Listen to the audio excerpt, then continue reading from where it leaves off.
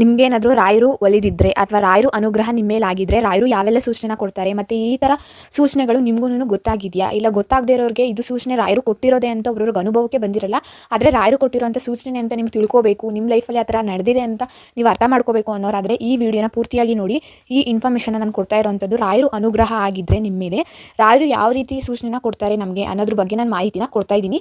ಇನ್ನು ಯಾರೆಲ್ಲ ಸಬ್ಸ್ಕ್ರೈಬ್ ಮಾಡ್ಕೊಂಡಿಲ್ಲ ನನ್ನ ಚಾನಲ್ನ ಸಬ್ಸ್ಕ್ರೈಬ್ ಮಾಡ್ಕೊಳ್ಳಿ ಆ್ಯಂಡ್ ಬೆಲ್ಲೈಕನ್ನ ಪ್ರೆಸ್ ಮಾಡ್ಕೊಳ್ಳಿ ಅಂತ ಹೇಳ್ತಾ ಇದ್ದೀನಿ. ಓಂ ಶ್ರೀ ಗುರು ರಾಘವೇಂದ್ರಾಯ ನಮಃ. Hello guys, welcome back to my channel. ನಾನಿವತ್ತು ರಾಯರು ನಮ್ಗೇನಾದ್ರು ಒಲ್ದಿದ್ರೆ ಅಥವಾ ನಾವು ಮಾಡೋವಂಥ ಸೇವೆ ರಾಯರಿಗೆ ಇಷ್ಟ ಆಗಿ ನಮ್ಮ ಕಷ್ಟಗಳನ್ನ ನೆರವೇರ್ಸಕ್ಕಂತ ರಾಯರು ನಮ್ಮ ಜೀವನದಲ್ಲಿ ಬಂದಿದ್ರೆ ಆ ಥರ ಯಾವ್ದಾದ್ರು ಒಂದು ಘಟನೆ ನಿಮ್ಮ ಲೈಫಲ್ಲಿ ಹಾಗೆ ಆಗಿರುತ್ತೆ. ಎಲ್ಲ ಘಟನೆಗಳನ್ನು ರಾಯರು ಸೃಷ್ಟಿ ಮಾಡಿರ್ತಾರೆ. ಒಳ್ಳೇದಾಗಿರ್ಬೋದು, ಅದು ಕೆಟ್ಟದಾಗಿರ್ಬೋದು, ನಿಧಾನ ಆಗ್ಬೋದು ಅಥವಾ ತುಂಬ ಬೇಗನೆ ಕೊಡ್ಬೋದು. ಒಟ್ನಲ್ಲಿ ರಾಯರು ಅದಕ್ಕೆ ಯಾವ ರೀತಿ ಪರಿಹಾರನ ಕೊಡಬೇಕು ಅಂತ ಇರ್ತಾರೋ ಆ ಥರ ಪರಿಹಾರನ ಯಾವ್ದಾದ್ರು ಒಂದು ರೂಪದಲ್ಲಿ ರಾಯರು ಕೊಡ್ತಾರೆ. ಅಂದರೆ ರಾಯರೇ ಪ್ರತ್ಯಕ್ಷವಾಗಿ ನಿಮ್ಮ ಕಷ್ಟಕ್ಕೆ ಪರಿಹಾರ ನೀಡ್ತಾರೆ ಅಂತಲ್ಲ, ಯಾವುದಾದ್ರು ಬೇರೆ ರೂಪದಲ್ಲಿ ನಿಮ್ಮ ಕಷ್ಟಕ್ಕೆ ಪರಿಹಾರನ ಮಾಡ್ತಾರೆ. ಆದರೆ ಸ್ವಲ್ಪ ನಿಧಾನ ಆಗ್ಬೋದು, ಒಬ್ಬೊಬ್ಬರಿಗೆ ಶೀಘ್ರದಲ್ಲೇ ಅದು ತೀರ್ಬೋದು ಅಲ್ವಾ. ಅದರಿಂದಾಗಿ ನಾವು ಯಾವುದೇ ಕಷ್ಟ ಬಂದರೂ ಕೂಡ ದೇವರಲ್ಲಿ ಪ್ರಾರ್ಥನೆ ಮಾಡ್ಕೋತೀವಿ. ಇವಾಗ ಜನದ ಕಣ್ಣು ಬೀಳಿ ಅಥವಾ ನಮಗೇನಾದರೂ ಆರೋಗ್ಯ ಸಮಸ್ಯೆ ಅಥವಾ ಮನೇಲಿ ಜಗಳಗಳು ಅಥವಾ ಇನ್ನೇನಾದರೂ ನಮ್ಮ ಡ್ರೀಮ್ ಕಂಪ್ಲೀಟ್ ಆಗಬೇಕು ಅಂದರೆ ನಾವು ಮೊದಲು ಬೇಡ್ಕೊಳ್ಳೋದು ದೇವ್ರ ಹತ್ರ. ಅಂದರೆ ನಿಮ್ಮ ಇಷ್ಟ ದೇವ್ರು ಯಾರಿರುತ್ತೋ ಆ ದೇವ್ರನ್ನ ಬೇಡ್ಕೋತೀರ. ರಾಯರೇ ಅಂತ ನಾನು ಹೇಳೋಕ್ಕೆ ಹೋಗ್ತಾ ಇಲ್ಲ, ಆದರೆ ರಾಯರನ್ನ ಬಿಟ್ಟು ನಿಮ್ಮ ಇಷ್ಟ ದೇವ ಯಾರಿರುತ್ತೋ ಅವ್ರನ್ನ ನೀವು ಬೇಡ್ಕೋಬೋದು.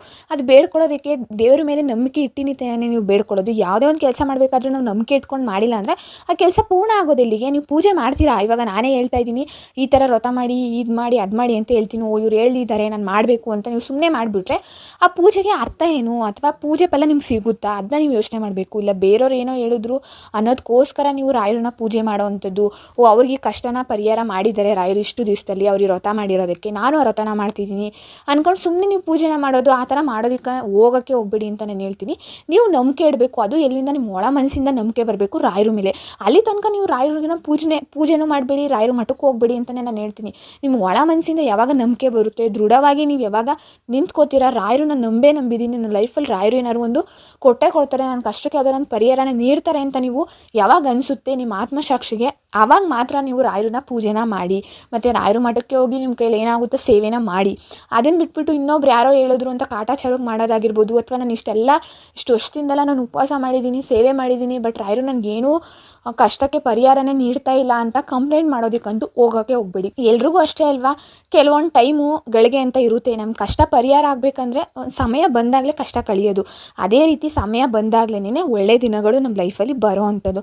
ಅದಕ್ಕೆ ನಾವು ತಾಳ್ಮೆಯಿಂದ ಕಾಯಬೇಕು. ನಾವು ಹೇಗೆ ರಾಯರನ್ನ ಪೂಜೆ ಮಾಡಿ ರಾಯರಲ್ಲಿ ಬೇಡಿಕೆನೇ ಇಟ್ಟು ನಾವು ಬೇಡ್ಕೋತೀವ, ಅದೇ ರೀತಿ ರಾಯರು ನಮ್ಮ ಪರಿಶೀಲನೆ ಮಾಡಬೇಕಲ್ವ, ಪರೀಕ್ಷೆ ಮಾಡಬೇಕಲ್ವ, ಏನಾಗಿದೆ ಲೈಫಲ್ಲಿ, ಏನೇನು ಸಮಸ್ಯೆ ಇದೆ ಅಂತ ರಾಯರನ್ನು ನೋಡಬೇಕಲ್ವ. ನಮಗೆ ರಾಯರು ಒಬ್ಬರೇನೇ ಆದರೆ ರಾಯರಿಗೆ ನಮ್ಮಂಥವ್ರು ಕೋಟ್ಯಾಂತರ ಭಕ್ತಾದಿಗಳಿದ್ದಾರಲ್ವ.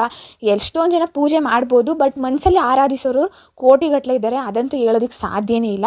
ಅದಕ್ಕೋಸ್ಕರ ಟೈಮ್ ಹಿಡಿಯುತ್ತೆ. ನೀವು ಏನೇ ಒಂದು ಮಾಡಿದ್ರು ಕೂಡ ಪಾಸಿಟಿವಾಗಿ ಥಿಂಕ್ ಮಾಡಿ. ಪಾಸಿಟಿವಾಗಿ ಥಿಂಕ್ ಮಾಡಿದ್ರೇ ಅದು ಪಾಸಿಟಿವ್ ಆಗಿ ನಡೆಯುವಂಥದ್ದು. ಅದನ್ನು ತಲೆಯಲ್ಲಿ ಇಟ್ಕೊಂಡ್ಬಿಡಿ. ಇನ್ನು ರಾಯರು ನಿಮ್ಗೇನಾದರೂ ಒಲಿದಿದ್ರೆ ಅಥವಾ ನಿಮ್ಮ ಮೇಲೆ ರಾಯರು ಅನುಗ್ರಹ ಆಗಿದ್ದರೆ ಏನೆಲ್ಲ ಸೂಚನೆ ಕೊಡ್ತಾರೆ ಅಂತ ನಾನು ಇವಾಗ ತಿಳಿಸ್ಕೊಡ್ತಾ ಇದ್ದೀನಿ. ಮೊದಲಿಗೆ ನೀವು ರಾಯರು ಪೂಜೆನ ಮಾಡ್ತೀರಾ, ಇಲ್ಲ ರಾಯರು ಸೇವೆನ ಮಾಡ್ತೀರಾ, ಇಲ್ಲ ವ್ರತನ ಮಾಡ್ತೀರಾ, ಇಲ್ಲ ಪೂಜೆ ಮಾಡ್ದಲೇ ಬರೀ ಮಠಕ್ಕೆ ಹೋಗಿ ಬರ್ತೀರಾ ವಾರಕ್ಕೊಂದ್ಸರಿ ಅಂದರೂ ಅದು ನಿಮಗೆ ಬಿಟ್ಟಿರೋವಂಥದ್ದು. ರಾಯರಿಗೆ ಇದೇ ರೀತಿ ಕಟ್ಟುಬದ್ಧವಾಗಿ ಹಿಂಗೆ ಮಾಡಬೇಕು ಅನ್ನೋದು ಏನೂ ಇಲ್ಲ. ರಾಯರಿಗೇನು ಒಂದು ದಳ ತುಳಸಿನ ಅರ್ಪಿಸಿ 2 ತುಪ್ಪದ ದೀಪನ ಹಚ್ಚಿ ಕೈ ಮುಗಿದ್ರು ಕೂಡ ರಾಯರಿಗೆ ಅದು ಸಲ್ಲುತ್ತೆ. ಇಲ್ಲ ನೀವು ಮಠಕ್ಕೆ ಹೋಗಿ ಕೈ ಮುಕ್ಕೊಂಡು ಬಂದರೂ ಅದು ಸಲ್ಲುತ್ತೆ. ಅದು ನಿಮಗೆ ಬಿಟ್ಟಿರೋವಂಥದ್ದು. ಅಂದರೆ ಮನಸ್ಸಲ್ಲಿ ನಿಮಗೆ ನಂಬಿಕೆ ಇರಬೇಕು ಅಷ್ಟೇ, ಅದು ಬಿಟ್ಟರೆ ಏನೂ ಇಲ್ಲ.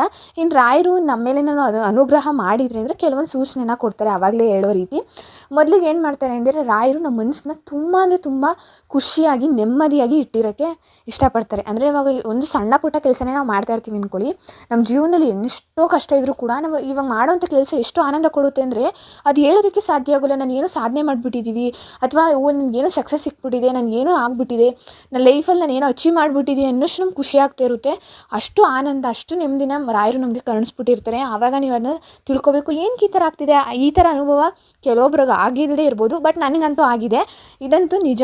ನನಗಂತೂ ಆಲ್ಮೋಸ್ಟ್ ಸುಮಾರು ಸತಿ ಈ ಥರ ಅನುಭವಗಳಾಗಿದೆ. ಏನೂ ಆವತ್ತೊಂದು ದಿವಸ ಆಗಿರ್ಬೋದು, ಇಲ್ಲ ಕಳೆದ ಟೈಮಲ್ಲಿ ಏನೂ ಕೂಡ ಆಗಿರಲ್ಲ ನನ್ನ ಲೈಫಲ್ಲಿ, ಆದರೂ ಏನೋ ಆಗಿದೆ ಅಂತ ನನ್ನ ಒಳಮನಸ್ಸಿಗೆ ಅನಿಸ್ತಾ ಇರುತ್ತೆ. ಆ ಥರ ದೃಢವಾಗಿ ನಿಂತ್ಕೊಳ್ಳೋದಕ್ಕೆ ರಾಯರು ಫಸ್ಟು ಕೊಡೋವಂಥ ಸೂಚನೆ ಮನಸ್ಸಿಗೆ ನೆಮ್ಮದಿ, ಖುಷಿ, ಆನಂದ. ನೀವೇನೇ ಕೆಲಸಕ್ಕೆ ಕೈ ಹಾಕರೂ ಖುಷಿಯಿಂದ ಮಾಡಬೇಕು. ಒಂದೇ ಮನಸ್ಸಿಂದ ಮಾಡಬೇಕು, ಒಳ ಮನಸ್ಸಿಂದ ನೀವು ಮಾಡಬೇಕು ಅಂತ ರಾಯರು ಫಸ್ಟ್ನ ಸೂಚನೆನ ಕೊಡ್ತಾರೆ. ಇನ್ನು ನೆಕ್ಸ್ಟ್ ಬಂದುಬಿಟ್ಟು ಕನಸು ಬೀಳ್ಬೋದು. ರಾಯರೇ ಬರ್ತಾರೆ ಕನಸು ಅಂತಲ್ಲ, ರಾಯರು ರೂಪದಲ್ಲಿ ಇನ್ಯಾರು ಬರ್ಬೋದು. ಇವಾಗ ಫಾರ್ ಎಕ್ಸಾಂಪಲ್ ನೀವು ಪೂಜೆ ಮಾಡ್ತಿರೋಂಥ ಫೋಟೋ ಆಗಿರ್ಬೋದು, ವಿಗ್ರಹ ಆಗಿರ್ಬೋದು, ಅಥವಾ ತುಳಸಿ ಗಿಡ ಬರ್ಬೋದು, ಅಥವಾ ಮಲ್ಲಿಗೆ ಹೂ ಬರ್ಬೋದು, ಅಥವಾ ತುಳಸಿ ಮಾಲೆ ಬರ್ಬೋದು. ಇಲ್ಲಾಂದರೆ ನೀವು ಮಠಕ್ಕೆ ಹೋಗಿ ಬರ್ತಾ ಇರ್ತೀರಾ, ಇಲ್ಲ ನಿಮ್ಮ ಅಕ್ಕಪಕ್ಕದಲ್ಲಿ ಯಾವುದೋ ಒಂದು ರಾಯರು ದೇವಸ್ಥಾನ ಇರುತ್ತೆ, ದೇವಸ್ಥಾನ ಕಣ್ಮುಂದೆ ಬರ್ಬೋದು, ಇಲ್ಲ ಮಂತ್ರಾಲಯನೇ ಬಂದ್ಬಿಡ್ಬೋದು ನಿಮ್ಮ ಕಣ್ಮುಂದೆ. ಆ ಥರ ಸುಮಾರು ಎಕ್ಸಾಂಪಲ್ ಇದ್ದಾವೆ. ಆ ಥರ ಕನಸು ಆಗ್ಬೋದು. ಇನ್ನು ಅದು ಬಿಟ್ಟರೆ ರಾಯರು ನೀವು ಪೂಜೆ ಮಾಡಬೇಕಾದ್ರೆ ಹೂ ಪ್ರಸಾದನ ಕೊಡೋ ಅಂಥದ್ದು. ಕೆಲವೊಬ್ಬರು ಹೂ ಪ್ರಸಾದ ಕೊಡೋದು ನಿಜನ ಸುಳ್ಳ ಅಂತಲೂ ಕೇಳೋರು ಇದ್ದೀರಾ. ಅಂದರೆ ಅದು ನಿಜನೇ. ಅಂದರೆ ಎಲ್ರಿಗೂ ಹೂ ಪ್ರಸಾದ ಸಿಕ್ಬಿಟ್ರೆ ನಾವು ಅಂದ್ಕೊಂಡಿರೋದು ನೆರವೇರಿಬಿಡುತ್ತೆ. ಅಯ್ಯೋ ನನಗೆ ಹೂ ಪ್ರಸಾದನೇ ಸಿಕ್ಕಿಲ್ವಲ್ಲ ಅಂತ ಬೇಜಾರಾಗಬೇಡಿ. ಕೆಲವೊಬ್ರಿಗೆ ಸಿಗುತ್ತೆ, ಕೆಲವೊಬ್ರಿಗೆ ಸಿಕ್ಕಿಲ್ಲ. ಹಂಗಂತ ಸಿಕ್ಕಿಲ್ಲ ಅಂದಿನ ಮಾತ್ರಕ್ಕೆ ರಾಯರು ನಮ್ಮ ಜೊತೆಲೇ ಇಲ್ಲ, ಅಥವಾ ರಾಯರು ನನಗೆ ಅನುಗ್ರಹನೇ ಮಾಡಲ್ಲ, ನನ್ನ ಕಷ್ಟನ ನಿವಾರಣೆ ಮಾಡಲ್ಲ ಅಂತ ಅರ್ಥ ಅಲ್ಲ. ಸ್ವಲ್ಪ ನಿಧಾನಕ್ಕೆ ಮಾಡ್ತಾರೆ. ಅಂದರೆ ನಾವು ಮಾಡಿರುವಂಥ ಪುಣ್ಯ ಪಾಪಗಳ ಮೇಲೆ ಅಲ್ವಾ ನಮಗೆ ಫಲ ಸಿಗುವಂಥದ್ದು. ಅದೇ ರೀತಿ ಅವರು ನಮ್ಮನ್ನ ಪರೀಕ್ಷೆನ ಮಾಡಿ, ಪರಿಶೀಲನೆ ಮಾಡಿ, ನಮ್ಗೆ ಯಾವ ಟೈಮ್ಗೆ ಏನು ಕೊಡಬೇಕು ಅಂತ ಗೊತ್ತಿರುತ್ತೋ, ನಾವು ಕೇಳಿದೆಲ್ಲ ಕೊಟ್ಟಿಲ್ಲ ಅಂದ್ರೂ ಪರವಾಗಿಲ್ಲ, ನಮ್ಮ ಜೀವನಕ್ಕೆ ಏನು ಅವಶ್ಯಕತೆ ಇರುತ್ತೋ ಅದಂತೂ ಖಂಡಿತವಾಗಿ ರಾಯರು ಕೊಟ್ಟೆ ಕೊಡ್ತಾರೆ. ಇನ್ನು ಮೇಯ್ನು ಯಾರಿಗೆಲ್ಲ ಕನಸು ಬಿದ್ದಿಲ್ಲ ಅಥವಾ ಹೂಪ್ರಸಾದ ಆಗಿಲ್ಲ ಅಂತ ಅನ್ನೋರು ಮೊದಲಿಗೆ ಗಣೇಶನಲ್ಲಿ ನೀವು ಪ್ರಾರ್ಥನೆನ ಮಾಡ್ಕೋಬೇಕು. ವಿಘ್ನ ವಿನಾಶಕನಲ್ಲಿ ಪ್ರಾರ್ಥನೆನ ಮಾಡಿ, ಆ ನಂತರ ನಿಮ್ಮ ಕುಲದೇವರು ಅಂದರೆ ಮನೆ ದೇವ್ರ ಹತ್ರ ನೀವು ಪೂಜೆನ ಮಾಡಿದ ಮೇಲೆ ನೀವು ರಾಯರ ಹತ್ರ ಪೂಜೆ ಮಾಡಬೇಕಾಗಿರೋದು.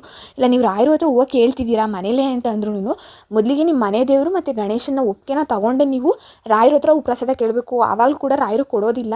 ಅಂದರೆ ನೀವು ಮನೆ ದೇವರು ಗಣೇಶನ ಪ್ರಾರ್ಥನೆನೇ ಮಾಡ್ದೇನೆ ಅವರು ಫಸ್ಟ್ ಪೂಜೆ ಸಲ್ಲಿಸ್ತೇನೆ ಡೈರೆಕ್ಟಾಗಿ ನೀವು ರಾಯರನ್ನೇ ಪ್ರಸಾದ ಕೊಡಬೇಕು ಅಂತ ಕೇಳಿದ್ರು ರಾಯರು ಕರುಣಿಸಲ್ಲ. ಏನಕ್ಕಂದರೆ ರಾಯರು ನಿಮ್ಗೆ ಏನೇ ಒಂದು ವರ ಕೊಡಬೇಕಾದ್ರೂ ನಿಮ್ಮ ಮನೆ ದೇವರು ಮತ್ತು ಸಿದ್ಧಿವಿನಾಯಕನಲ್ಲಿ ಅಪ್ಪಣೆ ತಗೊಂಡೆ ರಾಯರು ಅದನ್ನ ನೆರವೇರಿಸೋವಂಥದ್ದು. ಯಾವುದೇ ಕಷ್ಟ ಬಂದರೂ ನಾವು ಯಾವುದೇ ದೇವ್ರನ್ನ ಇಷ್ಟಪಟ್ರು ಮನೇನ ಕಾಯೋ ಅಂಥದ್ದು ಮನೆ ದೇವರೇ ಅಲ್ವಾ. ಆದ್ರಿಂದಾಗಿ ಕೆಲವೊಬ್ಬರಿಗೆ ಮನೆ ದೇವ್ರ ಮೇಲೆ ಆಸಕ್ತಿ ಇರಲ್ಲ, ಬಟ್ ಬೇರೆ ದೇವ್ರ ಮೇಲೆ ಎಲ್ಲ ಸಿಕ್ಕಾಪಟ್ಟೆ ಪೂಜೆ ಪುನಸ್ಕಾರಗಳು ಇಂಟ್ರೆಸ್ಟ್ ಜಾಸ್ತಿ ಇರುತ್ತೆ. ಊರೆಲ್ಲ ಅಲಿತಾ ಇರ್ತಾರೆ, ಆ ದೇವಸ್ಥಾನ ಈ ದೇವಸ್ಥಾನ ಅಂತ. ಅದೆಲ್ಲ ಬಿಟ್ಬಿಟ್ಟು ಮೊದಲಿಗೆ ನೀವು ಫಸ್ಟು ಮನೆ ದೇವ್ರಿಗೆ ಹೋಗಿ, ಅಟ್ಲೀಸ್ಟ್ ಒಂದು ವರ್ಷಕ್ಕೊಂದ್ಸರಿ ಆದರೂ ನೀವು ಮನೆ ದೇವ್ರಿಗೆ ಹೋಗ್ಬಿಟ್ಟು ಪೂಜೆನ ಮಾಡಿಸ್ಕೊಂಡು ಬನ್ನಿ. ಮನೆ ದೇವ್ರ ದರ್ಶನ ಮಾಡಿಕೊಂಡು ನಿಮ್ಮ ಮನೆಗೆಲ್ಲ ಒಳ್ಳೇದಾಗಬೇಕು.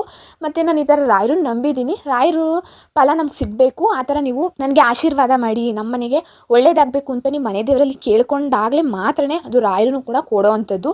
ಅದು ರಾಯರೇ ಹೇಳಿರೋವಂಥದ್ದು, ಮನೆ ದೇವ್ರು ಬಿಟ್ಟು ಬೇರೆ ದೇವರೇ ಇಲ್ಲ ಅಂತ. ಇದನ್ನ ತಲೆಯಲ್ಲಿ ಇಟ್ಕೊಂಡು ಬಿಡಿ. ಕನಸಲ್ಲಿ ರಾಯರನ್ನೇ ಬೇರೆ ಬೇರೆ ರೂಪದಲ್ಲಿ ಬಂದು ಕಾಣಿಸ್ಕೊಳ್ಳೋದು ಒಂದು ಭಾಗ ಅಂದರೆ, ಇನ್ನೊಂದು ನಮ್ಮ ಮನೆ ಹತ್ರನೇ ಆಲ್ಮೋಸ್ಟ್ ಅಲ್ಲಿ ಕೆಲವೊಂದು ಸೂಚನೆ ಕೊಟ್ಬಿಡ್ತಾರೆ. ಮನೇಲಿ ನೆಮ್ಮದಿ ಇರುತ್ತೆ, ಮತ್ತು ನಾವು ಅಂದ್ಕೊಂಡಿರೋಂಥ ಸಂಕಲ್ಪ ಎಷ್ಟು ಬೇಗ ಈಡೇರುತ್ತೆ ಅಂದರೆ ಪಟಾಪಟ್ ಅಂತ ಈಡೇರುತ್ತೆ. ನೀವು ಫಾರ್ ಎಕ್ಸಾಂಪಲ್ ಏನಾದ್ರು ಒಂದು ಮನಸ್ಸಲ್ಲಿ ಅಂದ್ಕೊಳ್ಳಿ, ಸಣ್ಣ ಪುಟ್ಟದ ಅಂದ್ಕೊಳ್ಳಿ, ಇದಾಗುತ್ತೆ ಅಂತ, ಪಾಸಿಟಿವ್ ಆಗೋರು ಅಂದ್ಕೊಳ್ಳಿ, ನೆಗೆಟಿವ್ ಆಗೋರು ಅಂದ್ಕೊಳ್ಳಿ, ಆ ಟೈಮ್ಗೆ ಅದು ಹಾಗೆ ಆಗುತ್ತೆ.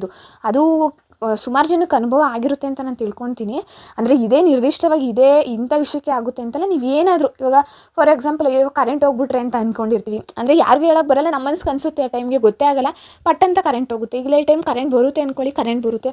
ಆ ಥರ ಸುಮಾರು ಹಲವಾರು ಎಕ್ಸಾಂಪಲ್ಗಳಿವೆ. ಆ ಥರನೂ ನಡಿಬೋದು. ಅಂದರೆ ನಿಮ್ಮ ಅನಿಸಿಕೆ ಅಭಿಪ್ರಾಯಗಳನ್ನು ಕೂಡ ರಾಯರು ಪರಿಶೀಲನೆ ಮಾಡಿ ಅದನ್ನ ನೆರವೇರ್ಸೋಕ್ಕೆ ಬಂದೇ ಬರ್ತಾರೆ. ಅಂದರೆ ಇದು ನಂಬಿಕೆ ಇಟ್ಟಿರ್ಬೇಕು ಅಷ್ಟೇ, ಅದು ಬಿಟ್ಟರೆ ಏನೂ ಅಲ್ಲ. ನಂಬಿಕೆನೇ ಜೀವನ ಅಲ್ವಾ.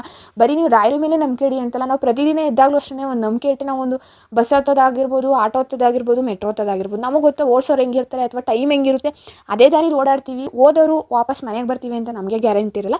ಆದರೆ ನಂಬಿಕೆ ಇಟ್ಬೇಕಲ್ವ, ಎಲ್ಲ ಅಷ್ಟೇ ನಂಬಿಕೆ ಮೇಲೆ ನಡೆಯೋವಂಥದ್ದು. ಇದನ್ನು ಅರ್ಥ ಮಾಡ್ಕೊಬಿಟ್ರೆ ನಾವು ರಾಯರನ್ನು ದೂಷಿಸೋ ಹಾಗೆ ಇರೋದಿಲ್ಲ. ಇನ್ನು ನಿಮ್ಮ ಮನೆ ಹತ್ರ ವಾರಕ್ಕೊಂದ್ಸತಿ ಅಥವಾ ವಾರಕ್ಕೆ 2 ಸತಿ ಏನಾದರೂ ಪ್ರಾಣಿಗಳು, ನಾಯಿ, ಬೆಕ್ಕು ಅಥವಾ ಸನ್ಯಾಸಿಗಳು, ಹಸು ಆ ಥರ ಏನಾದರೂ ಬರ್ತಾ ಇದೆ, ಇಲ್ಲ ನಿಮಗೆ ಕಾಣಿಸ್ತಾ ಇದೆ ನಿಮ್ಮ ಮನೆ ಬಾಗಿಲು ತೆಗ್ದಾಗ, ಇಲ್ಲ ನಿಮ್ಮ ಮನೆಯಿಂದ ಆಚೆ ಹೋದಾಗ, ಅಂದರೆ ಇದು ಕೂಡ ರಾಯರು ಕೊಡುವಂಥ ಸೂಚನೆ. ಇನ್ನು ನಾಯಿ ಬೆಕ್ಕೇನಾದರೂ ನಿಮ್ಮ ಮನೆ ಹತ್ರ ಬಂತು ಅಂದರೆ ಅದನ್ನು ದಯವಿಟ್ಟು ಓಡಿಸೋದಕ್ಕೆ ಹೋಗಬೇಡಿ. ನಿಮ್ಮ ಕೈಲಿ ಏನಾಗುತ್ತೆ ಆ ಊಟನ ನೀವು ಕೊಡ್ಬೋದು. ಮತ್ತು ಪಕ್ಷಿಗಳು ಬಂದರೂ ಅಷ್ಟೇ, ನಿಮಗೆ ನೀರಾಗುತ್ತಾ, ಊಟ ಆಗುತ್ತಾ, ಅದನ್ನೆಲ್ಲ ನೀವು ಹಾಕಿದ್ರೆ ತುಂಬಾ ಒಳ್ಳೆಯದಾಗುತ್ತೆ. ಅದು ರಾಯರಿಗೆ ಸಲ್ಲುವಂಥ ಸೇವೆ. ಆದ್ದರಿಂದಾಗಿ ಇನ್ನು ಸನ್ಯಾಸಿಗಳು ಅಥವಾ ಭಿಕ್ಷುಕರೇನಾದ್ರು ಬಂದುಬಿಟ್ರೆ ಅಂದರೆ ಅವರು ದೇವ್ರ ಸ್ವರೂಪನೇ ಅಂತಲೇ ಹೇಳ್ತಾರೆ. ಅವ್ರನ್ನ ಬೈಯೋದಾಗಿರ್ಬೋದು, ಮನೆಯಿಂದ ಆಚೆ ತಳ್ಳೋದಾಗಿರ್ಬೋದು, ಅಥವಾ ಮುಂದಕ್ಕೆ ಹೋಗಿ ಅಂತ ಹೇಳೋದಾಗೋದು, ಆ ಥರ ಮಾಡೋದಕ್ಕೆ ಹೋಗಬೇಡಿ. ಇನ್ನು ಕಾಮಧೇನು ಅಂದರೆ ಹಸು ಏನಾದ್ರು ಕಾಣಿಸಿರಂತೂ ತುಂಬಾ ಒಳ್ಳೆಯದು ಅಂತಲೇ ಹೇಳ್ಬೋದು ನಿಮಗೆ. ಇದಿಷ್ಟು ಆದಮೇಲೆ ನೆಕ್ಸ್ಟು ಇನ್ಯಾವ ಸೂಚನೆನ ರಾಯರು ನೀಡ್ತಾರೆ ಅಂತ ಅಂದರೆ, ನೀವೇನಾದರೂ ಅದರೊಂದು ಕಷ್ಟದಲ್ಲಿ ಇರ್ತೀರಾ ಅಂದ್ಕೊಳ್ಳಿ, ಅಂದರೆ ಅದ್ರ ಸಾಲ್ವ್ ಆಗ್ಬೋದು. ಆ ಟೈಮ್ಗೆ ಸಿಚುವೇಶನ್ಗೆ ಅನಿಸುತ್ತೆ ಇದು ತುಂಬ ಕಷ್ಟ, ಇದರಿಂದ ಹೆಂಗಪ್ಪ ಹೊರಗಡೆ ಬರೋದು ಅನ್ನೋ ಟೈಮಲ್ಲಿ ನೀವು ರಾಯರನ್ನ ನೆನೆಸ್ಕೊಳ್ಳಿ. ಆವಾಗ ರಾಯರು ಏನಾದರೂ ಒಂದು ಪರಿಹಾರನ ಕೊಡ್ತಾರೆ. ಆ ಟೈಮಲ್ಲೂ ಕೂಡ ರಾಯರು ಅನುಗ್ರಹ ನಿಮ್ಮ ಮೇಲೆ ಆಗಿದೆ ಅಂತಲೇ ಅರ್ಥ.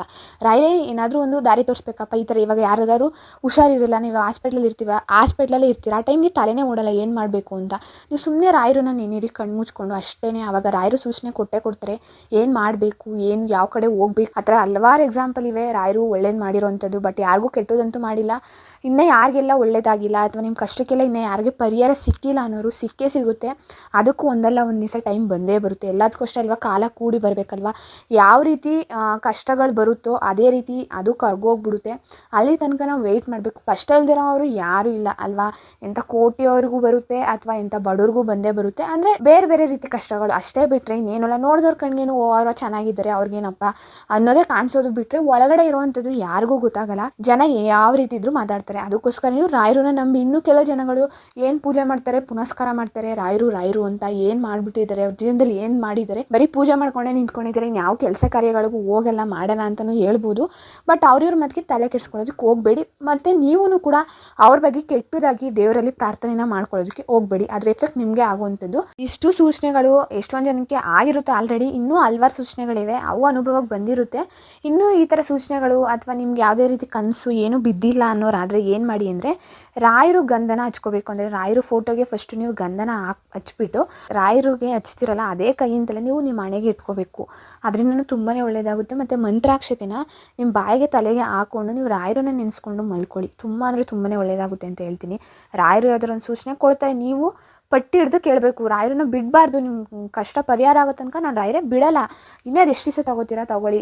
ಒಂದು ದಿವಸ ನೆರವೇರಿಸಲ್ಲ, 2 ದಿವಸ ನೆರವೇರಿಸಲ್ಲ, 3ನೇ ದಿವಸಕ್ಕೆ ನೀವೇನಾದ್ರು ದಾರಿ ತೋರಿಸ್ತೀರಾ ಅಲ್ವಾ ರಾಯರೇ ಅಂತ ನೀವು ರಾಯರನ್ನ ಪಟ್ಟಿ ಹಿಡಿದು ಕೇಳಬೇಕು. ಪ್ರಯತ್ನ ಪಡ್ತಾನೆ ಇರಬೇಕು, ಆವಾಗಲೇ ಸಕ್ಸಸ್ ಸಿಗೋ ಅಂಥದ್ದು. ಯಾವುದೇ ಒಂದು ಕೆಲಸ ಮಾಡಬೇಕಂದ್ರೆ, ಇವಾಗ ಹಸುವಾಗ್ತಿದೆ ಅಂತಂದರೆ ನಾವು ಕೂತ್ಕೊಂಡ್ಬಿಟ್ಟು ಹಸುವಾಗ್ತಿದೆ ಅಂದರೆ ಊಟ ಬಂದ್ಬಿಡುತ್ತಾ ನಮಗೆ ತಿನ್ನೋದಕ್ಕೆ? ಇಲ್ಲ ಅಲ್ವಾ. ನಾವು ಎದ್ದೋಗಿ ಎಫರ್ಟ್ ಹಾಕಿ ಯಾವುದಾದ್ರು ಒಂದು ಸಿಂಪಲ್ ಆಗಿರೋ ಅಂಥದ್ದು, ಇವಾಗ ಮ್ಯಾಗಿ ಮಾಡ್ತೀವಿ ಅಂದರೆ ಅದಕ್ಕೂ ಸ್ವಲ್ಪ ಎಫರ್ಟ್ ಹಾಕ್ಲೇಬೇಕಲ್ವಾ.